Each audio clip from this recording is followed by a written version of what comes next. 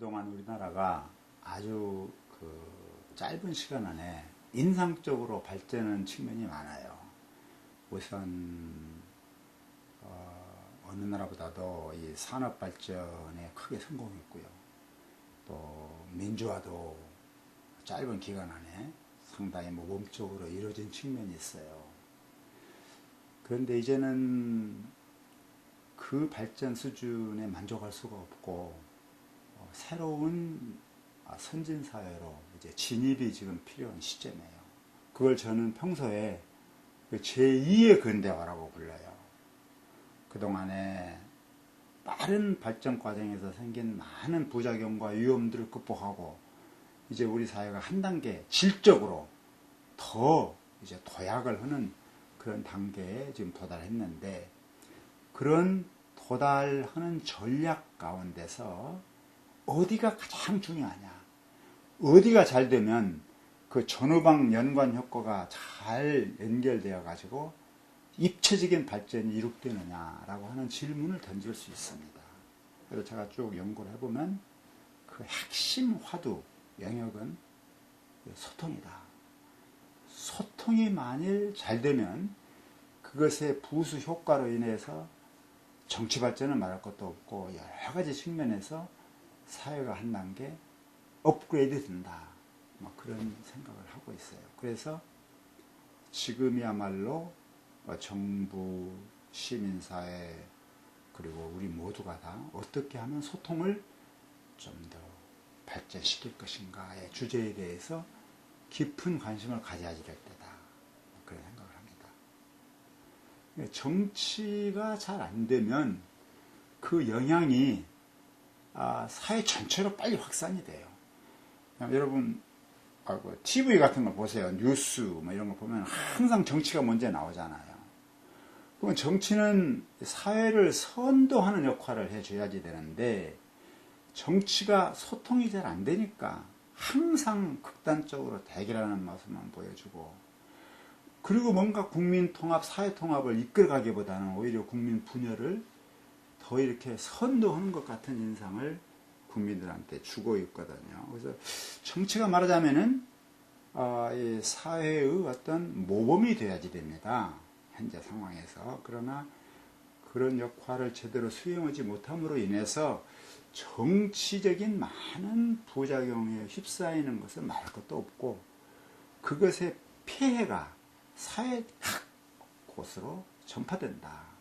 그렇기 때문에 소통의 중요성은 비단 정치에만 국한되는 것이 아니고, 작게는 가정에서부터 학교에서 직장에 아주 광범위하게 그 과제는 있지만, 무엇보다도 정치 소통이 잘 되어야지 그 시너지 효과가 사회 전체로 확산될 수 있지 않겠느냐, 그렇게 볼 수 있겠죠.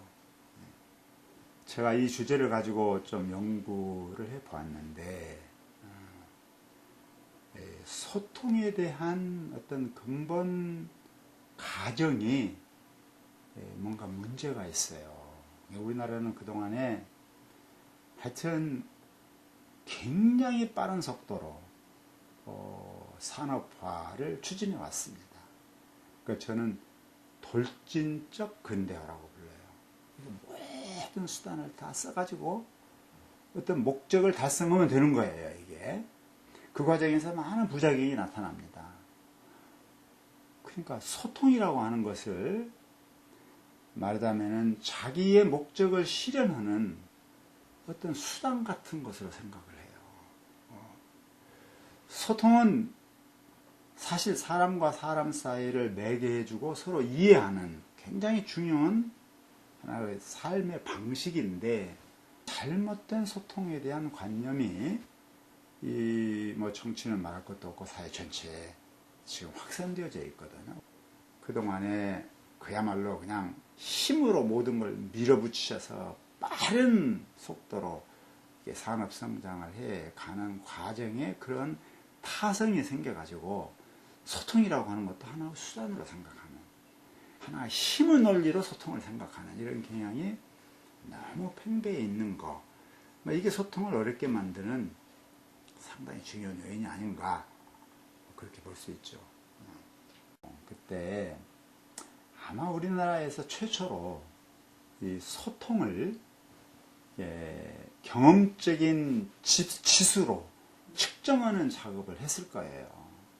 근데 외국에도 그런 연구는 그렇게 많지 않더라고요. 그런데 그때 조사를 할 때 한편에는 국회의원 100명을 선정을 해서 했습니다. 이게 굉장히 어려웠어요. 국회의원들 그 설문에 잘 응답을 안 하시는 분들이거든요, 이게. 그리고 이제 언론인들 30명을 하고, 그 다음에 이제 국민 일반을 1000명 정도를 했습니다. 그런데 국회의원들이 생각하는 소통보다는 국민이 생각하는 소통 감각이 훨씬 나빠요. 국민은 진짜 우리나라의 소통이 너무 안 되고 있다고 하는 것 때문에 완전히 그 환멸, 실망, 아주 정말 당혹감을 느끼는 그런 조사 결과가 나왔어요. 그런데 국회의원들이건 아니면 국민들이건 간에 제일 소통이 안 되는 데가 어디냐? 라고 했을 때 여당과 야당 사이의 소통이 제일 안 되는 분야였습니다. 근데 국민들은 더 그랬어요. 그것은 우리나라의 아주 오래된 체질이지만, 그러니까 여야가 싸울 때는 정말 아주 공정하게 자기 입장을 가지고 싸우지만, 어떤 국가적인 현안 문제에 대해서 협력할 때는 또 깨끗하게 협력하는 어떤 그런 정치의 윤리가, 민주주의의 기본 어떤 상식이 정치권 안에 정착되지를 못해서, 하여튼 그 매사를 서로를 공격하는 어떤 방식으로 정치를 하고 있으니까 국회의원들이 보기에도 그렇고 국민들이 보기에도 그렇고 가장 소통이 더디고 잘못되고 막힌 데가 어디냐? 여당과 야당이다 라고 하는 생각을 하게 되는 거죠. 이명박 대통령과 이명박 정부는 그 소통을 좀 잘 할 수 있는 상대적으로 유리한 입장에 있었습니다. 왜냐하면 첫째, 대통령 선거에서 압도적인 다수로 됐어요. 두 번째, 어쩌니 해도 우리나라에서 실권을 쥐고 있는 이 보수 세력이 정부를 지지합니다.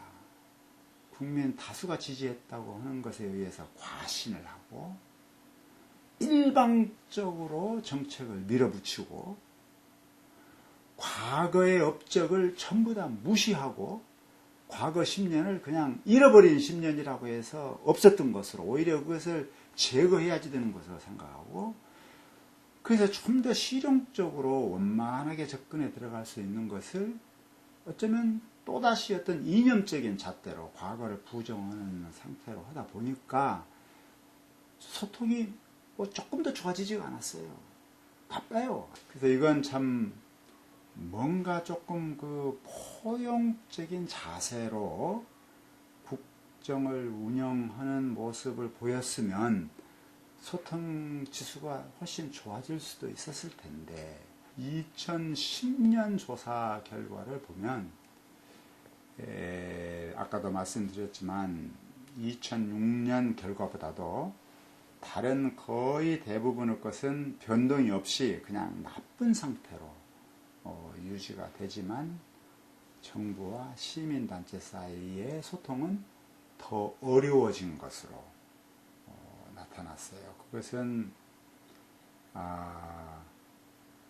아마도 많은 시민단체들에 대한 정부의 재정 지원이 많이 끊기고, 또 시민단체가 정부 여러 가지 정책에 참여해서 뭔가 좋은 의견을 전달할 수 있는 그런 통로가 많이 또 막히거나 줄어들고, 그런 과정에서 과거보다도 현저하게 정부와 시민단체 사이의 소통이 더 막힌 것처럼 보이는 것, 이것이 국민들한테도 영향을 미쳐서 그런 결과가 되지 않았을까, 그렇게 생각하는데, 동유럽의 폴란드나 남미의 칠레나 남아프리카의 남아공이나 또는 저 중동 지역에 있는 터키나 이런 나라보다도 나빠요. 비교를 해보면은. 근데 그것은 국회의원들이 스스로 생각하는 소통 지수가 그런 나라에 있는 국회의원들이 생각했던 소통 지수보다 낮다는 걸 이야기합니다. 국민들도 마찬가지고요. 그런데 나는 이렇게 봐요. 실제로 우리나라의 소통 지수가 객관적으로 다른 나라보다 더 낮냐 높으냐라고 하는 것은 그건 측정하기가 쉽지 않습니다. 이건 어디까지나 국회의원들이 보는 거, 국민들이 보는 그 인식을 우리가 비교한 것이지 실제 소통을 비교한 건 아니거든요. 근데 자고로 우리나라는 특히 동아시아가 그렇지만 소통이 대단히 중요한 것이다 라고 하는 문화적인 공감대가 굉장히 큰 나라입니다. 이게 우리나라의 어떤 의미에서 유교 문화 또는 민본 정치의 바탕에 있는 국민들의 기대입니다. 이 기대 수준이 높은데 현실을 보면 그렇지 못하거든요. 그러니까 훨씬 불만, 짜증이 많아지는 겁니다.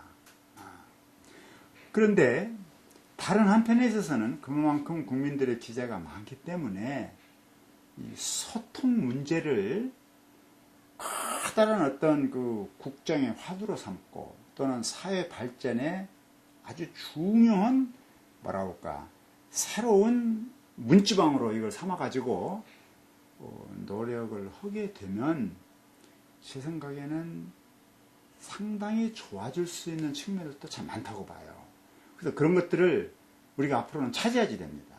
소통이 안 되면 대화가 안 되는 거죠. 대화가 안 되면 서로를 이해하기가 어렵죠. 그냥 자기 말만 하고 상대방 말은 안 듣고, 그죠? 또 상대방이 뭐라고 얘기하면은 상대방의 의도나 입장이 무엇이든 간에 내가 내 편리할 대로 해석을 해서 너 그렇게 얘기했잖아. 뭐 일방적으로 해석을 하고 막 밀어붙이고 하면은 소통이라고 하는 것이 잘 안 되죠. 그렇게 되면은 당연히 행복 지수도 떨어지는 거고 사회적인 불만은 그만큼 커지고 어려워지는 겁니다. 우리가 지금 공정사회를 만들자고 얘기하잖아요. 공정사회를 하기 위해서는 할 일이 대단히 많습니다. 그러나 가장 원초적인 것은 사람들이 자기 자신을 제약 없이, 장애 없이 자유롭게 이해할 수 있어야지 돼요. 나는 어떻게 생각한다. 나는 이것을 원한다. 나는 이것이 이렇게 되었으면 좋겠다라고 하는 것을 내가 말할 수 있어야지 그 기반 위에서 어떤 것이 공정한 것인가, 어떤 것이 정의로운 것인가 라고 하는 걸 우리가 얘기할 수 있는 겁니다. 이게. 근데 소통이 막히면은 안 돼요. 그냥 뭐 누가 힘으로 밀어붙이려고 하겠지. 정책을 갖고 위에서부터 일방적으로 하려고는 하겠지만 그 효과가 그렇게 많이 나오지가 않아요. 그래서 항상 소통이 제대로 열려야만 그 기반 위에서 다른 많은 사회 발전이, 가정의 행복이, 친구 간의 우정이, 하여튼 모든 부분에서 질이 그만큼 높아진다. 그렇게 볼 수 있습니다. 소통에 임하는 기본 어떤 태도가 확립되어져야 됩니다. 개인 수준에서 친구 사이에, 가정 안에서, 직장 안에서, 또는 한 국가 안에서 우리가 어떤 자세로 소통을 할 것인가의 기본 어떤 윤리가 있어요. 이것이 확립이 돼야지 돼요. 이게 첫째 가장 중요한 것은 소통은 일방적인 내 주장을 하는 장소가 아니에요. 목소리 큰 사람이 항상 자기를 관철시키고 어떤 수단을 써서든지 목적을 관철하고 챙길 걸 챙기면 된다라고 하는 생각이 그동안 지배적이었는데 그런 방식으로 가면 소통은 깨져요. 소통에서 가장 중요한 것은 내가 해야지 될 일, 말해야지 될 것을 정확하게, 지나치게 감정을 개입하지 않고 가능하면 명확하게, 논리적으로 이야기할 수 있는 것, 그건 우리가 훈련을 시켜야지 되고 굉장히 중요합니다. 그러나 이것에 못지않게 정말 중요한 것은 남의 이야기를 주의 깊게 경청하는 거예요. 듣는 것이 소통의 가장 중요한 부분입니다. 어떤 사람은 들을 줄을 몰라요. 자기만 이야기하는 사람이 있어요. 그러니까 남을 잘 들어야 되고요. 세 번째는 자기가 들은 그 나무 이야기를 나에게 편한 방식으로, 나에게 익숙한 방식으로 해석하면 안 돼요. 내가 들은 그 이야기를 일단은 상대방의 입장에서 생각해 줄 수 있어야지 됩니다. 우리말에 역지사지라는 말이 있어요. 바로 그거거든요. 그러면 남의 입장에서 그것을 생각하면 이 사람이 왜 그런 이야기를 했는가라고 하는 것을 좀 더 공정하게 우리가 이해를 하게 됩니다. 그리고 이제 더 나아가서 소통에서 중요한 것은 서로 차이를 우리가 발견하는 것도 중요해요. 차이. 너와 나는 이렇게 다르구나 라고 하는 걸 발견하는 건 중요한데 그 차이 너머에서 그럼에도 불구하고 우리가 같이 공유할 수 있는 것이 무엇인가를 찾는 것. 이것이 소통의 핵심입니다. 만약 소통을 통해서 너는 이걸 주장하고 나는 이걸 주장하니까 결별이야. 이제는 안 돼. 너는 네 길 가고 난 내 길 가는 거야. 빠이빠이. 하고 가는 것은 진정한 의미의 소통을 모르는 사람이에요.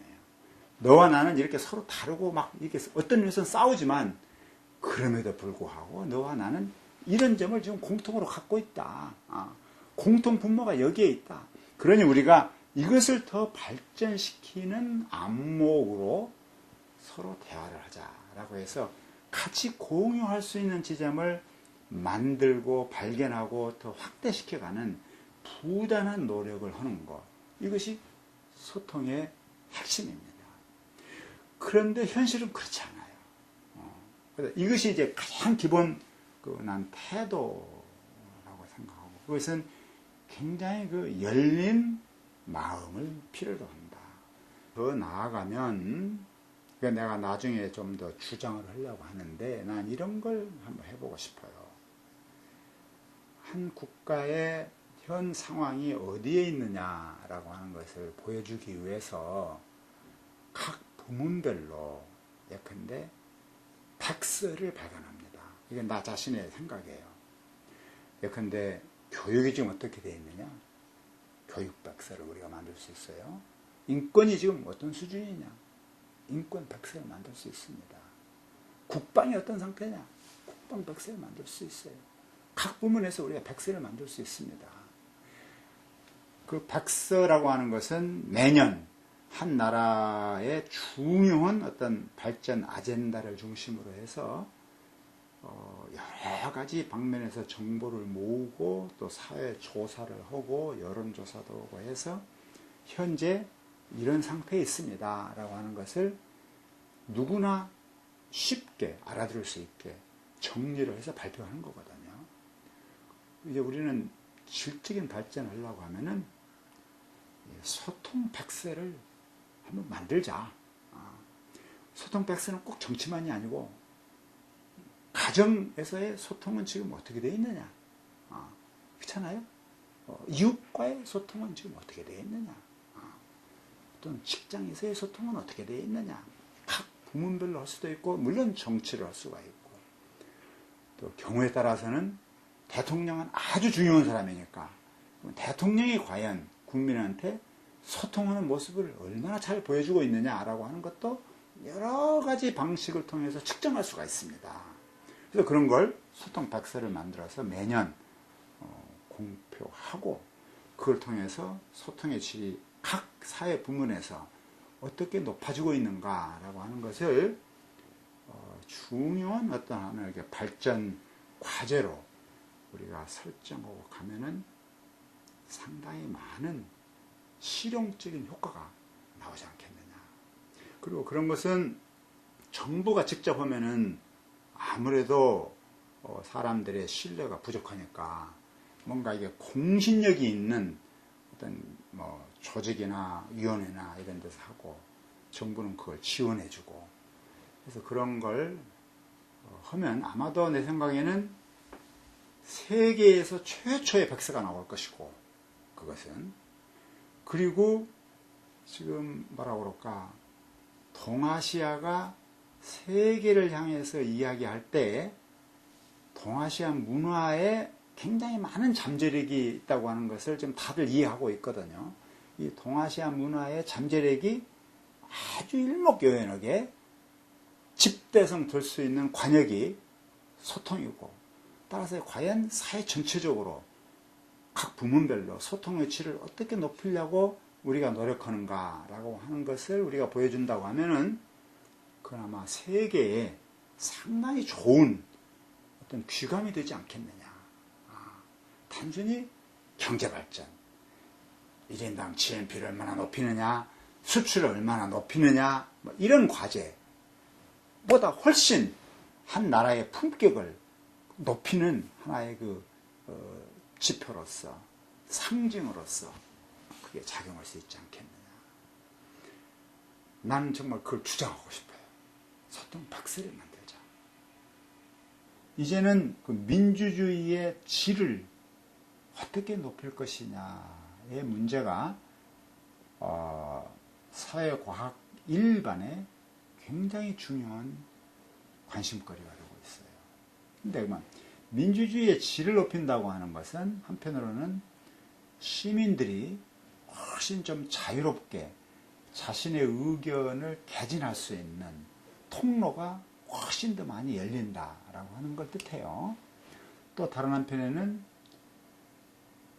사회 경제적인 국민들의 삶의 수준이 향상된다라고 하는 걸 뜻합니다. 민주주의 질이 높아진다고 하는 것은 소통이 잘 되는 나라와 소통이 안 되는 나라를 비교를 해봅시다. 라고 하면은 소통이 잘 되는 나라는 그 소통이 전문적인 얘기지만 독립적인 영향을 주어 가지고 결과적으로 보면은 민주주의의 질도 상당히 높은 것으로 나와요. 소통이 낮은 곳은 그것이 독립적인 영향을 미쳐서 민주주의의 질이 낮은 것으로 나옵니다. 그게 세계에 얼마나 자료를 갖고 같이 분석해 본 결과 그런 결론을 얻었어요. 이걸 우리는 회귀 분석이라고 부릅니다. 통계적으로는. 그래서 각 요인이 다른 것을 전부 다 통제했을 때 얼마나 독립적인 영향을 미치느냐라고 하는 걸 측정하는 비교적 고등 통계 방법이에요. 근데 이걸 해보면은 아주 놀랍게도 소통이 갖고 있는 영향력이 굉장히 크다고 하는 것을 뜻합니다. 이게 발견이 됐어요. 그래서 참 아주 흥미롭다고 생각합니다. 어떤 이념에 의해서 사물을 보는 색깔에 의해서 사물을 판단하는 그걸 벗어나야지 됩니다. 소통을 하려면은 훨씬 좀 실용적이 돼야지 돼요. 예. 우선 정치의 영역에서부터 좀 과감하게 탈이념화, 또는 탈지역화라고 하는 그런 발상을 해야지 되고, 그래서 좀 더 국민의 삶 현장으로 가서 문제를 찾는, 그래서 어떻게 하면은 국민의 생활 수준을 높이느냐, 또 국민의 행복감을, 또는 국민의 어떤 그 참여를 직접 구체적으로 어떻게 높이느냐라고 하는 이런 실용적인 주제를 중심으로 해서 서로 논의하고 타협하고 또는 합의를 이루고 이렇게 되면은 소통이 상대적으로 훨씬 용이해집니다. 진보건 보수건 소통 화두로 진입하려면은 상대방의 주장을 내가 편리한 방식으로 곡해하거나 낙인 찍거나 특히 그러지 아니하고 상대방의 입장에서 경청하고 이해하고, 그게 출발점이라고 생각해요. 그것만 되면은 사실은 진보는 보수에서 배울 점이 있고 또 보수는 진보에서 배울 점이 있어요. 하나는 악이고 하나는 선이고 전혀 그런 건 아니에요. 서로 다른 입장을 갖고 있을 뿐이에요.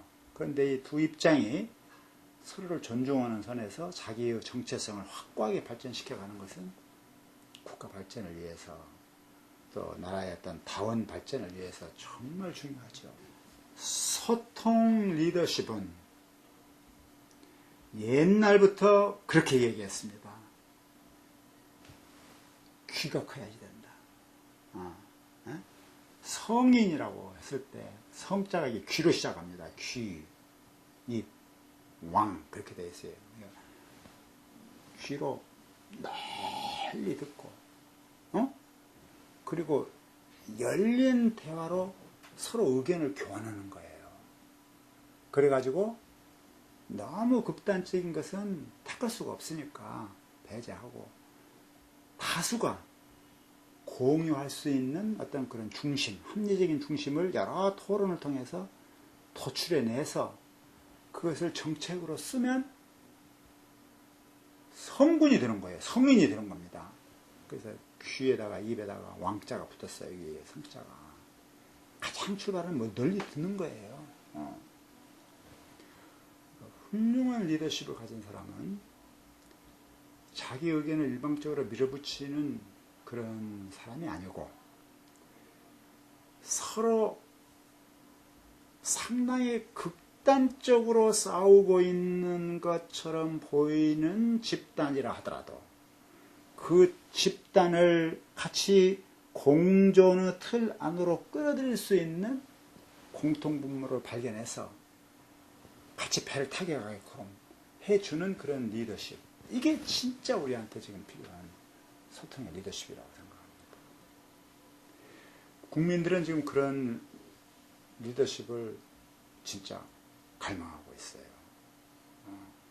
그리고 그 리더십은 자기를 주장하는 것만이 아니고 상당한 부분 상대방을 수용을 하는 자세를 요구합니다.